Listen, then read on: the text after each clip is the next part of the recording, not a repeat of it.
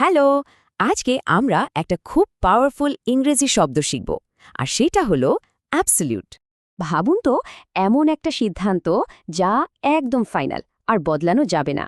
শব্দটা সহজে বুঝতে চলুন একটা ছোট্ট গল্প শুনি। ছাত্রছাত্রীরা পরীক্ষা নিয়ে চিন্তায় ছিল, তাই তারা স্পোর্টস ডের তারিখটা বদলাতে চেয়েছিল। কিন্তু হেডমাস্টার একেবারে না বলে দিলেন। তার সিদ্ধান্ত ছিল একদম পাকা, মানে কোনো কথা বলার জায়গাই ছিল না। এই অবস্থাকে ইংরেজিতে কি বলে? এই শব্দটাই হলো অ্যাবসলিউট, মানে একদম কমপ্লিট, টোটাল, কোনো বাধা বা লিমিটেশন ছাড়া। সোজা কথায় যা ১০০% পাক্কা, যার কোনো শর্ত নেই।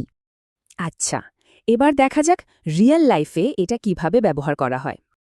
ভাবুন তো, একটা কোম্পানির সিইও একটা বিরাট বড় সিদ্ধান্ত নিচ্ছেন। এখানে দেখুন, সিইও সিদ্ধান্তটা ছিল অ্যাবসলিউট, মানে চূড়ান্ত, কোনো তর্কবিতর্কের জায়গাই নেই। এই অ্যাবসলিউট শব্দটা এখানে একদম শেষ কথা বা চূড়ান্ত ক্ষমতা বোঝাচ্ছে। আচ্ছা, আইন বা চুক্তির ক্ষেত্রেও কিন্তু অ্যাবসলিউট শব্দটা খুব জরুরি। এর মানে হলো কন্ট্রাক্টের নিয়মগুলো এতটাই পাকা যে আর পাল্টানো যাবে না।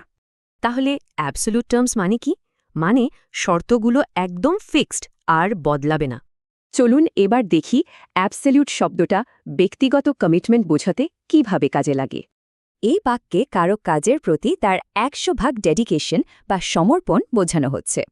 দেখুন, অ্যাবসলিউট এখানে কিভাবে একটা গভীর অনুভূতিকে জোর দিয়ে বোঝাচ্ছে। শব্দটা মনে রাখতে শুধু ভাবুন, একদম ফাইনাল, কোনো চেঞ্জ হবে না। এবার ভাবার পালা, জীবনে এখন কোনো অ্যাবসলিউট বা চূড়ান্ত নিয়ম কি আছে?